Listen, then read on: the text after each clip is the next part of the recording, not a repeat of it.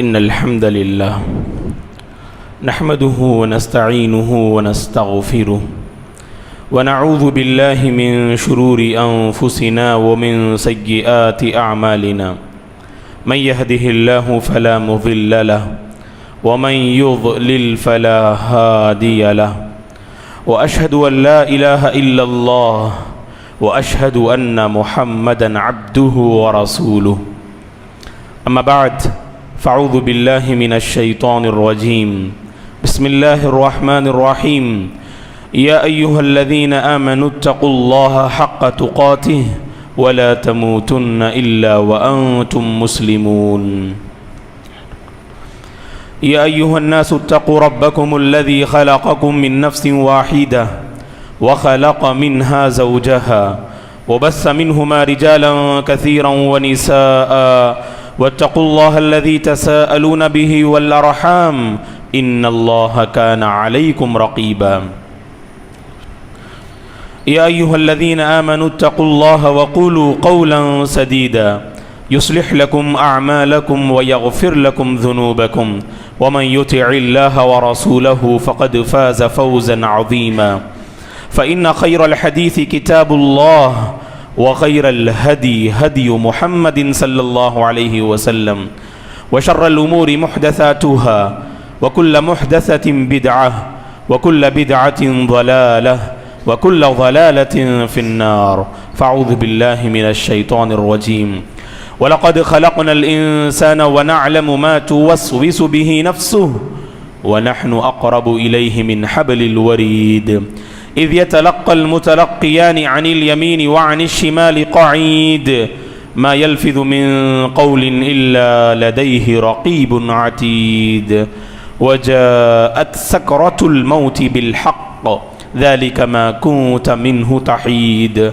ونفخ في الصور ذلك يوم الوعيد وجاءت كل نفس معها سائق وشهيد لقد كنت في غفلة من هذا فكشفنا عنك غطاءك فبصرك اليوم حديد وقال قرينه هذا ما لدي عتيد ألقيا في جهنم كل كفار عنيد مناع للخير معتد مريب الذي جعل مع الله إلها آخر فألقياه في العذاب الشديد قال قرينه ربنا ما أطغيته ولكن كان في ضلال بعيد قال لا تختصموا لدي وقد قدمت إليكم بالوعيد ما يبدل القول لدي وما أنا بظلام للعبيد فلما نسوا ما ذكروا به فتحنا عليهم أبواب كل شيء حتى إذا فرحوا بما أوتوا أخذناهم بغتة فإذا هم مبلسون. ہر قسم کی تعریف بزرگی اور بڑائی اس اللہ وحدہ لا شریک کے لیے ہے جس نے اس ساری کائنات کو پیدا کیا. درود اور سلام ہو رحمت للعالمین خاتم النبیین امام الانبیاء محمد عربی صلی اللہ علیہ وسلم پر جنہوں نے اپنی امت کو حالات کا مقابلہ کرنا سکھایا. صحابہ کرام رضوان اللہ علیہم اجمعین، تابعین تبع تابعین، تمام مؤمن مرد اور عورتوں پر اللہ کی رحمت اور اس کی سلامتی ہو آمین. محترم بزرگوں، نوجوانوں، عزیز بچوں اور قابل احترام میری ماں اور بہنوں، گزشتہ جمعہ مسلسل بارشیں اور بدلتے ہوئے موسم کو سامنے رکھتے ہوئے آپ حضرات کی خدمت میں ہم نے 3 پیغامات کو پیش کیا. تقدیر پر ایمان، صبر کے دامن کو مضبوطی سے تھامنا، ایک دوسرے کے کام آنا اور بدلتے ہوئے حالات میں خصوصاً اللہ کی جانب رجوع کرنا. فی الوقت امت مسلمہ کی موجودہ دینی و دنیاوی، تعلیمی و تربیتی حالات کو سامنے رکھتے ہوئے اس جمعہ بإذن اللہ مزید 3 پیغامات ہم آپ کی خدمت میں رکھنا چاہتے ہیں. پہلا پیغام یہ ہے، ہم میں سے ہر ایک اس بات سے بخوبی واقف ہے کہ گزشتہ چند مہینوں سے کائنات کے نظام میں زبردست تبدیلی آ رہی ہے، حالات اپنے قابو سے باہر ہوتے جا رہے ہیں اور نت نئے فتنے اس امت میں جنم لے رہے ہیں۔ ایسی نازک گھڑی میں ہم امت مسلمہ کو خصوصاً چاہیے کہ امت مسلمہ کا ہر فرد اس بات پہ غور کرے کہ وہ اس دین کے لیے کیا کر سکتا ہے۔ دین کی نعمت سے اللہ نے ہمیں مالا مال کیا۔ اس کائنات کی سب سے بڑی نعمت اور سب سے عظیم نعمت یہ دین اسلام ہے۔ میرا اس دین پر ایمان ہے، آپ کا اس دین پر ایمان ہے، اس دین سے جڑے ہیں، اس دین کی نسبت کو لے کر ہم فخر محسوس کرتے ہیں۔ تو سوال یہ ہے کہ میں نے اس دین کی خاطر کیا کیا اور آپ نے اس دین کی خاطر کیا کیا؟ یاد رکھیں دوستو، حالات کا مقابلہ اس وقت تک ہم کر نہیں سکتے جب تک کہ صحیح معنی میں اس دین سے ہمارا مضبوط رشتہ نہ ہو۔ اور اللہ نے قرآن مجید میں یہ عظیم خوشخبری سنائی، اس دین کے لیے کچھ کرنے کا حوصلہ اگر تمہارے اندر ہوگا تو اللہ تعالی حالات کا مقابلہ کرنا تمہارے اندر رب العالمین یہ جذبہ پیدا فرمائیں گے۔ یا ایھا الذین آمنوا ان تنصروا اللہ ینصرکم، اے ایمان والو اگر تم اللہ کی مدد کرو گے اللہ تمہاری مدد کرے گا۔ اور ہم میں سے کون پریشان نہیں دوستو؟ زندگی کے کسی نہ کسی موڑ میں پریشانی، فتنے، دکھ، مصیبت اور مختلف قسم کے آلام کا ہم سامنا کرتے ہیں۔ کسی کو مال میں پریشانی، کسی کو صحت میں پریشانی، کسی کو جان کے مسئلے کو لے کر پریشانی، کسی کو تعلیم کے مسئلے کو لے کر پریشانی۔ تو یاد رکھیں کہ اس دین کی خاطر کچھ کرنے کا حوصلہ اپنے اندر رکھیے، خود بخود آسمان میں موجود رب ذوالجلال ہماری مدد کرنے کے لیے تیار ہے۔ ان تنصروا اللہ ینصرکم۔ اور صحابہ کی زندگی میں سبحان اللہ جو عجیب و غریب ہم برکت محسوس کرتے ہیں، اس کی بنیادی وجہ یہی، صحابہ کا جیسے ہی اسلام سے تعلق ہوا تو اس کے بعد والے لمحے سے صحابہ نے یہی فکر کی، اس اسلام کو بڑھاوا دینے میں میرا کیا رول ہو سکتا ہے اور میرا کیا کردار ہو سکتا ہے۔ پورے صحابہ کی جماعت کا یہی خلاصہ ہے دوستو۔ اسی لیے اللہ نے یہ عظیم مژدہ اور یہ عظیم خوشخبری اللہ نے صحابہ کے حق میں سنائی، رضی اللہ عنہم ورضوا عنہ۔ صحابہ اللہ سے راضی اور اللہ ان صحابہ سے راضی، کیونکہ اس دین سے یہ راضی تھے، اس دین سے یہ راضی تھے، اسی لیے رب ذوالجلال کی رضامندی ان صحابہ کو نصیب ہوئی، اور اس دین سے رضامندی کا انہوں نے ثبوت اور اس دین سے رضامندی کی دلیل صحابہ نے پریکٹیکل لائف میں اور اپنی عملی زندگی میں انہوں نے پیش کیا۔ یہ طفیل بن عمرو الدوسی رضی اللہ عنہ ہیں، جب اسلام قبول کرتے ہیں تو دل میں تڑپ پیدا ہوئی، یہ خیر صرف میری زندگی کے ساتھ جڑ کر نہ رہے۔ اللہ اکبر، یہی سوچ چاہیے دوستو، ہمارے اندر بھی یہی سوچ ہونی چاہیے کہ ہم کچھ کریں اس اسلام کی خاطر، اس دین کی خاطر ہم کچھ کریں، جو تڑپ کے ہم طفیل رضی اللہ عنہ کے اندر محسوس کرتے ہیں۔ قبیلہ دوس کے سردار تھے طفیل، اور مکہ آتے ہیں اپنی کسی جو ایک مسئلے کو لے کر، اور اللہ نے آپ کو ہدایت سے سرفراز کیا، اور آئے تھے کافر مکہ اور لوٹ رہے ہیں الحمدللہ اسلام کی حالت میں۔ اور کس سوچ اور کس طرف کو لے کر لوٹتے ہیں؟ قبیلہ دوس مکہ سے، قبیلہ دوس کی طرف یہ مکہ سے لوٹتے ہیں کہ ان کا قبیلہ بھی اس زیور اسلام سے آراستہ ہو جائے۔ تو کیا کیا طفیل رضی اللہ عنہ نے؟ محنت کی، انہوں نے رات دن محنت کی، اپنی قوم کو بلایا، اسلام کی جانب انہوں نے اپنی قوم کو دعوت دی، لیکن قوم والوں نے اس دعوت کا مقابلہ انکار سے کیا۔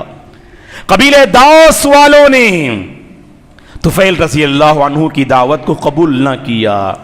آتے ہیں اللہ کے نبی کے پاس، ہم اور آپ ہوتے تو ایک مرتبہ محنت کرتے ہیں، 2 مرتبہ محنت کرتے ہیں، پھر ہم مایوس ہو جاتے ہیں اور محنت کرنا ہی چھوڑ دیتے. لیکن طفیل رضی اللہ عنہ نے امید کے دامن کو نہیں چھوڑا. یہ سچی طلب کا نتیجہ ہے دوستو. اسلام کے لیے مجھے کچھ کرنا ہے، لہذا طفیل رضی اللہ عنہ اللہ کے نبی کی خدمت میں آتے ہیں اور عرض کرتے ہیں یا رسول اللہ ان دوسا قد عصت وابت فادعوا اللہ علیہم.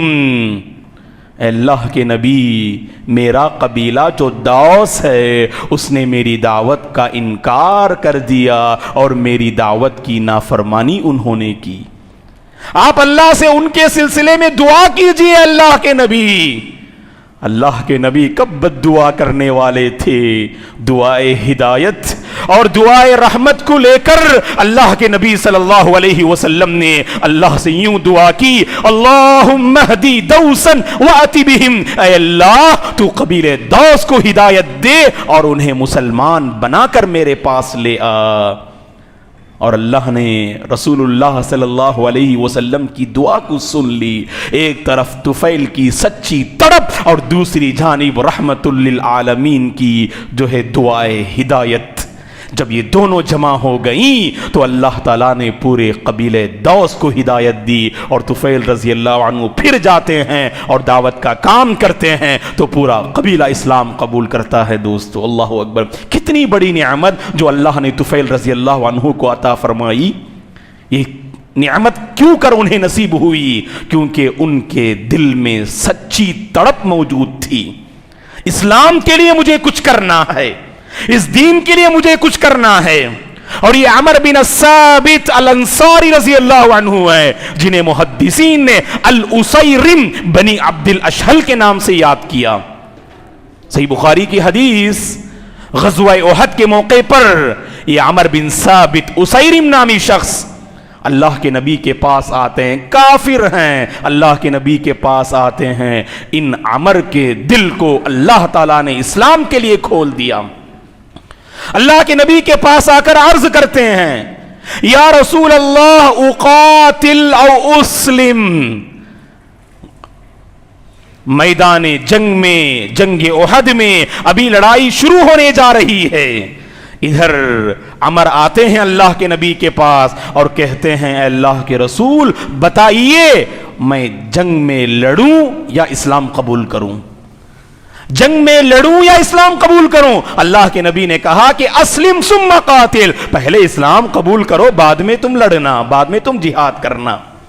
فوراً اسلام قبول کرتے ہیں، میدان جنگ میں گھس پڑتے ہیں، میدان جنگ میں گھس پڑتے ہیں. اور میدان جنگ میں، احد کے میدان میں جن صحابہ کی شہادت ہوتی ہے ان میں عمر رضی اللہ عنہ کا نام بھی آتا ہے. اس جنگ میں انہوں نے اپنی جان کا نذرانہ اللہ کی خاطر پیش کر دیا. ابھی اسلام قبول کیے، ابھی دل میں ایمان اس قدر پیوست ہوا، اس دین کی خاطر اپنی جان دینے کے لیے تیار ہو گئے. یہ اسیرم رضی اللہ عنہ اللہ کے نبی صلی اللہ علیہ وسلم کے سامنے جب آپ کے جسم مبارک کو لایا جاتا ہے، جب آپ کی لاش کو جو ہے لایا جاتا ہے، اللہ کے نبی نے آپ کو دیکھ کر کہا انہو لمن اہل الجنہ، ارے یہ تو جنتی ہیں. اللہ اکبر. اور کہا محدثین نے انہو دخل الجنۃ ولم یصلی صلاۃ، یہ ایسے صحابی ہیں جو جنت میں داخل ہو گئے اور ایک نماز بھی انہوں نے نہیں پڑھی. اسلام قبول کیا، میدان جنگ میں گھس پڑے اور شہادت نصیب ہو گئی. اللہ اکبر. اللہ ہماری تڑپ کو دیکھتے ہیں دوستو، اللہ ہمارے جذبے کو دیکھتے ہیں اور اللہ ہمارے ارادے کو دیکھتے ہیں کہ کیا ارادہ آپ کے اندر ہے اور کتنی سچی تڑپ آپ کے اندر موجود ہے.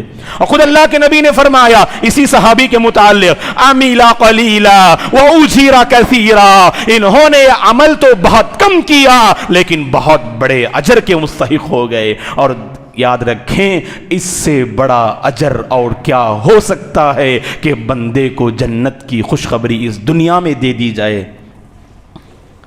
کام تو بہت کم کیا انہوں نے، کام تو بہت کم کیا انہوں نے، لیکن ایک بڑے اجر کے مستحق ہو گئے دوستو. عمل قلیلا واجر کثیرا فرمایا صلی اللہ علیہ وسلم نے.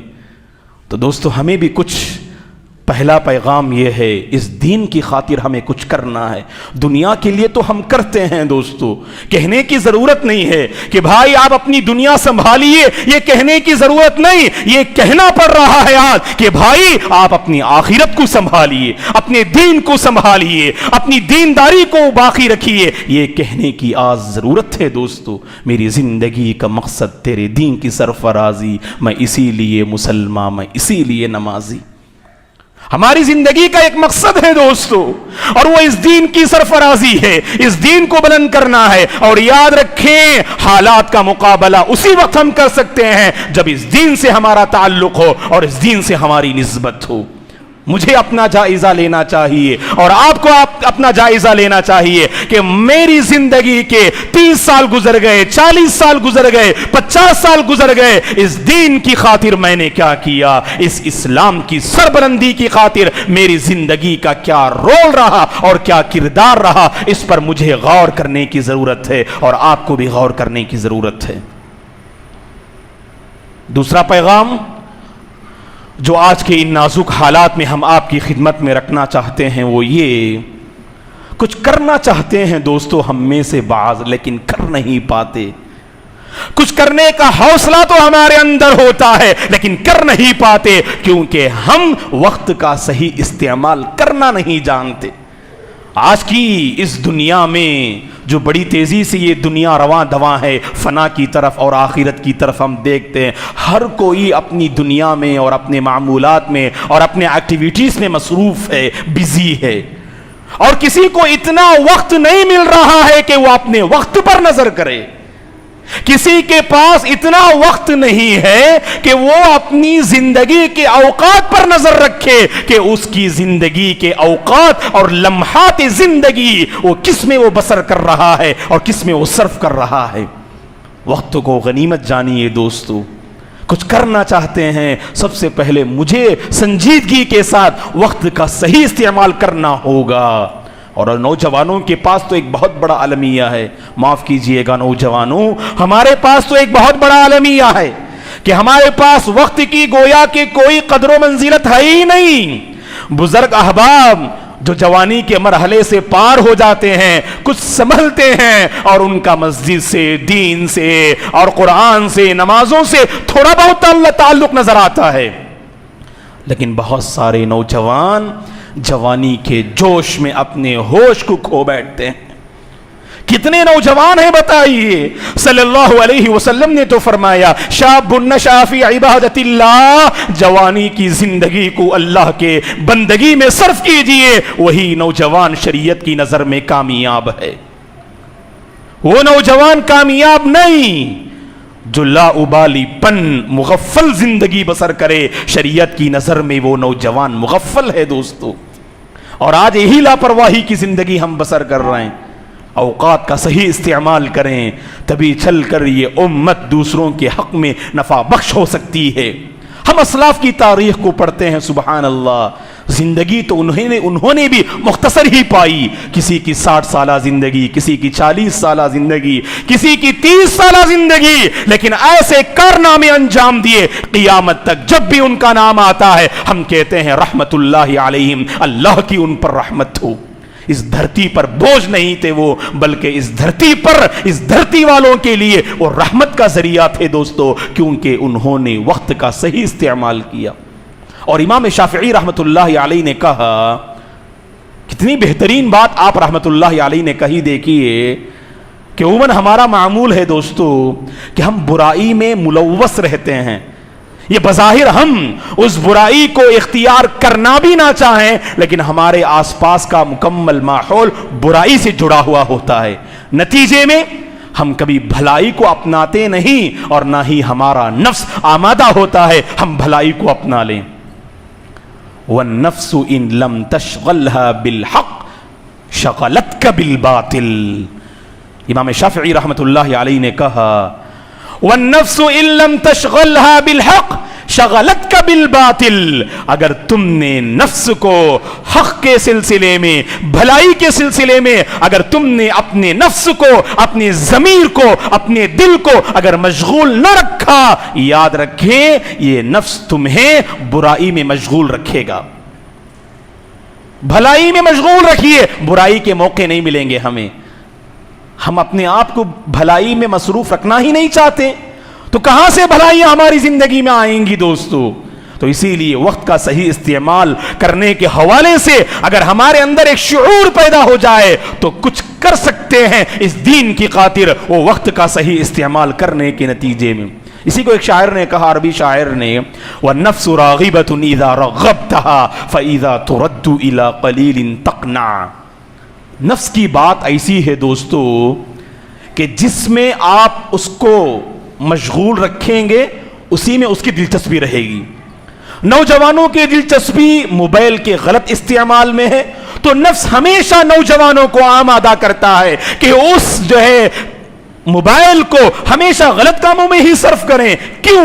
کیونکہ نوجوانوں نے اپنے نفس کی جو تربیت فرمائی ہے وہ صحیح امور میں نہیں بلکہ غلطی میں اور اللہ کی نافرمانی میں انہوں نے اپنے نفس کی تربیت فرمائی ہے. وَالنَّفْسُ رَاغِبَةٌ إِذَا رَغَبْتَهَا. وہی ہم دیکھتے ہیں ہماری سوسائٹی کے بعض نوجوان ایسے ہیں سبحان اللہ، عبادات میں آگے، خدمت خلق میں آگے، ہر کار خیر میں آگے، اور دوسروں کے دکھ درد کو سمجھنے میں آگے. جانتے ہیں کیوں؟ ان نوجوانوں نے اپنے نفس کی ایسی تربیت فرمائی ہے. اگر میں برائی کا عادی ہوں تو برائی میں مجھے لذت، اگر میں بھلائی کا عادی ہوں تو مجھے بھلائی میں لذت. بس معاملہ کیا ہے کہ آپ اپنے آپ کی تربیت کس رخ پہ فرما رہے ہیں آپ، اور آپ اپنی لمحات زندگی کا کیسے استعمال کر رہے ہیں. اور آج کے ان نازک حالات میں ہمیں سنجیدگی سے اس مسئلے پہ غور کرنا چاہیے. خاص کر کورونا کے بعد اور لاک ڈاؤن کے بعد ہم دیکھتے ہیں کہ جو وقت کی قدر کرنے والے تھے وہ بھی وقت کا خون کر رہے ہیں، وہ بھی وقت کو قتل کر رہے ہیں، وہ بھی وقت کا غلط استعمال کر رہے ہیں دوستو. تو دوسرا پیغام یہ کہ لمحات زندگی کی قدر کیجئے. یہ اللہ کی جانب سے عطا کردہ یہ مبارک لمحات ہیں اور ان لمحات کی ہمیں قدر کرنی چاہیے.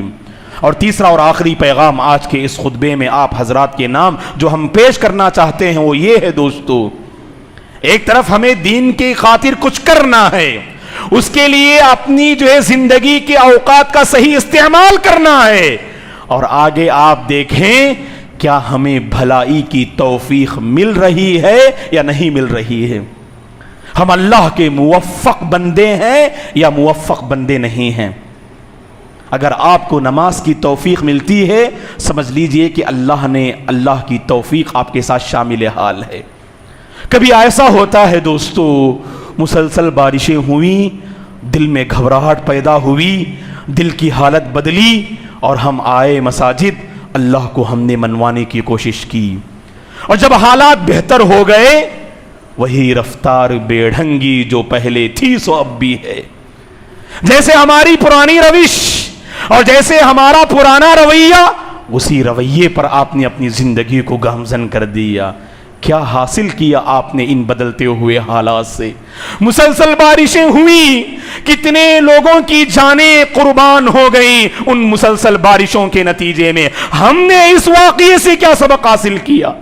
ایک ہفتہ پابندی کی، ایک مہینہ ہم نے پابندی کی اور اس کے بعد ہم نے دین کو رخصت کر دیا؟ نہیں دوستو، جب حالات بدلتے ہیں ان بدلتے ہوئے حالات سے ہمیں سبق حاصل کرنا چاہیے اور اپنے اندر تبدیلی لانی چاہیے اور اللہ سے توفیق کا مطالبہ کرنا چاہیے. اگر آپ کی زندگی میں اگر نماز فجر کا اہتمام نہیں ہے، اللہ نے آپ کے ساتھ توفیق کا معاملہ نہیں کیا ہے. خوش فہمی میں نہ ہو جائیں، خوش فہمی میں نہ ہو جائیں کہ میری زندگی میں خیر تو نہیں لیکن ہر قسم کی نعمتوں سے تو میں مالا مال ہو رہا ہوں. خطبہ مسنونہ کے بعد جو آیت کریمہ انعام کی آپ کے سامنے پڑھی گئی جس میں اللہ یہی فرماتے ہیں فَلَمَّا نَسُوا مَا ذُكِّرُوا بِهِ فَتَحْنَا عَلَيْهِمْ أَبْوَابَ كُلِّ شَيْءٍ حَتَّى إِذَا فَرِحُوا بِمَا أُوتُوا أَخَذْنَاهُمْ بَغْتَةً فَإِذَا هُمْ مُبْلِسُونَ. اگر بستی والے اگر ان پر نعمتوں کی بارشیں برس رہی ہیں اور ہر قسم کے دروازے کو اللہ نے کھول دیا ہے اور وہ غفلت والی زندگی بسر کر رہے ہیں، لاپرواہی والی زندگی بسر کر رہے ہیں، عبادات سے اس معاشرے کا کوئی تعلق نہیں۔ اللہ تعالیٰ فرماتے ہیں عبادات سے تعلق نہیں، دینداری نہیں، اس کے باوجود اللہ نے ان بستی والوں پر ہر قسم کی نعمت کے دروازوں کو کھول دیا۔ کیوں؟ اللہ تعالیٰ نے آگے کہا یہ اللہ کا قانون استدراج تھا۔ اللہ تعالیٰ گرفت کرتے ہیں، اللہ تعالیٰ کی پکڑ ہوتی ہے، لیکن اللہ تعالیٰ پہلے سنبھلنے کا موقع دیتے ہیں، پہلے اللہ ڈھیل دیتے ہیں، اور اللہ جب پکڑنے پر آ جائیں ان اخذہ علیم شدید، بے شک اللہ کی پکڑ بڑی سخت ہوتی ہے دوستو۔ اللہ کی پکڑ ہم برداشت نہیں کر سکتے، اور اللہ کی پکڑ ایسی ہے جو ہماری زندگی کو تباہ و برباد کر کے رکھ دے گی۔ ہمیں سمجھنا چاہیے ہماری زندگی میں دینداری نہیں پھر بھی نعمتیں مل رہی ہیں، ہماری زندگی میں دینداری نہیں پھر بھی سکون مل رہا ہے، ہماری زندگی میں دینداری نہیں پھر بھی تجارت میں برکتیں نظر آتی ہیں۔ یہ اللہ تعالی ہمیں سنبھلنے کا موقع دیتے ہیں، اور اللہ جب پکڑنے پر آ جائیں یاد رکھیں سنستدرجہم من حیث لا یعلمون، اللہ تعالیٰ پکڑتے ہیں اور آہستہ طور پر پکڑتے ہیں، لوگوں کو احساس بھی نہیں ہوتا، لوگوں کو شعور بھی نہیں ہوتا دوستو۔ تو ضرورت اس بات کی ہے ہم اللہ سے توفیق کا مطالبہ کریں۔ رمضان کے بعد اگر 5 6 7 مہینے اگر گزر گئے، ایک مرتبہ بھی اگر میں نے قرآن مجید کو نہیں پڑھا، قرآن مجید کو میں نے نہیں پڑھا، کیا مطلب اس کا؟ اللہ نے مجھے توفیق نہیں دی، اللہ نے مجھے توفیق نہیں دی۔ رمضان میں تو ہم نے نمازوں کا اہتمام کیا، رمضان کے بعد 7 8 مہینے گزر گئے اور ایک دن بھی ہم نے نماز فجر کا اہتمام نہیں کیا، کیا مطلب؟ اللہ نے مجھے توفیق نہیں دی، اللہ کا میں موفق بندہ نہیں ہوں۔ آخر یہ میری کیسی سیاہ کاریاں ہیں، یہ میری کیسی نافرمانیاں ہیں، اللہ مجھے عبادات سے محروم کر رہا ہے، اللہ مجھے مساجد سے دور رکھ رہا ہے۔ یاد رکھیں دوستو، اس مصیبت کو سمجھنے کی کوشش کیجئے، اس بلا کو سمجھنے کی کوشش کیجئے۔ اگر آپ کی زندگی میں عبادت نہیں تو مصیبت ہے اور بلا ہے، اور اس مصیبت و بلا کو ہمیں سمجھنے کی ضرورت ہے۔ اگر آپ کی زندگی میں عبادت ہے اور دینداری ہے، یہی تو خیر ہے، یہی تو بھلائی ہے جس پر ہمیں ہمیشہ گامزن رہنا ہے۔ تو حالات بدلے، گزشتہ جمعہ تو ہم جانتے ہیں بستی کی کیا حالت تھی، ساری بستی والوں کے رونگٹے کھڑے ہو گئے اس جو ہے حادثے کی وجہ سے، سب پریشان تھے اور سب کے دل بدلے ہوئے تھے۔ اور اس جمعہ دیکھیے ہمارے دل کی کیفیت کیا ہے، اس جمعہ دیکھیے ہمارے دل کی کیفیت کیا ہے۔ اگر وہی کیفیت ہے تو باقی رکھیے اس کو، اور اس واقعے کے ذریعے اور ان بدلتے ہوئے حالات کے ذریعے ہمیں سبق حاصل کرنا چاہیے دوستو۔ دعا ہے کہ پروردگار ہم سب کو اس دین کی خاطر کچھ کرنے کا حوصلہ ہمارے اندر پیدا فرمائے، اس دین کی نعمت کو اور اس دین کی قدر کرنے والا رب العالمین ہم میں سے ہر ایک کو بنائے، لمحات زندگی کی قدر کرنے والا رب العالمین ہم میں سے ہر ایک کو بنائے۔ اے اللہ ہم سب کو تو عبادات کی توفیق عطا فرما، نمازوں کا اہتمام کرنے کی توفیق عطا فرما، دین کے حوالے سے ہر کار خیر میں آگے بڑھنے کی اے اللہ تو ہم سب کو توفیق عطا فرما۔ بدلتے ہوئے حالات میں جہاں کہیں لوگ پریشان ہیں اے اللہ تو ان سب پر رحم و کرم کا معاملہ فرما، جو بے گھر ہو چکے ہیں اے اللہ ان کے لیے گھر کا انتظام فرما، جو تجارت کے مسئلے کو لے کر پریشان ہیں اے اللہ ان کے تجارتی مسائل و مشاکل کو آسان فرما، جو خاندان میں مختلف قسم کی پریشانیوں میں مبتلا ہیں اے اللہ انہیں پرسکون زندگی نصیب فرما، جو بے دین ہیں اے اللہ انہیں دیندار بنا، اے اللہ جو دیندار ہیں انہیں دین پر باقی رکھنے کی توفیق تو ہی عطا فرما۔ آمین۔ اقول قولی ھذا واستغفر اللہ لی ولکم ولسائر المسلمین من کل ذنب فاستغفروا انہ الغفور الرحیم۔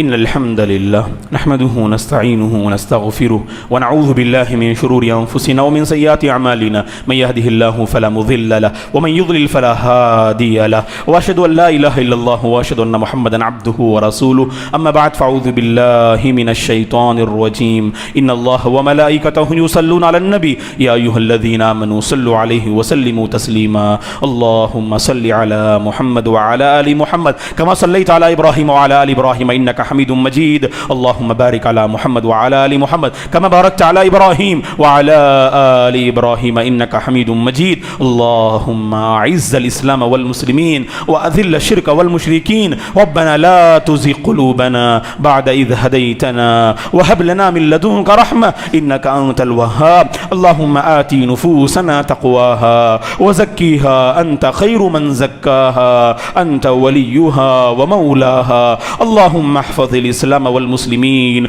اللهم انصر الإسلام والمسلمين اللهم أصلح أحوال المسلمين في كل مكان يا رب العالمين اللهم أصلح أحوال الناس في تامل نادو اللهم أصلح أحوال الناس في الهند اللهم أصلح أحوال المسلمين في كل مكان يا رب العالمين اللهم اشف مرضانا ومرضى المسلمين اللهم ارحم موتانا وموتى المسلمين اللهم أرنا الحق حقا وارزقنا اتباعه وأرنا الباطل باطلا وارزقنا اجتنابه اللهم إنا نسألك علما نافعا ورزقا طيبا وشفاء من كل داء وعملا متقبلا اللهم إنا نسألك الهدى والتقى والعفاف والغنى عباد الله رحمني ورحمكم الله فأعوذ بالله من الشيطان الرجيم إن الله يأمر بالعدل والإحسان وإيتاء ذي القربى وينهى عن الفحشاء والمنكر والبغي يعظكم لعلكم تذكرون اذكروا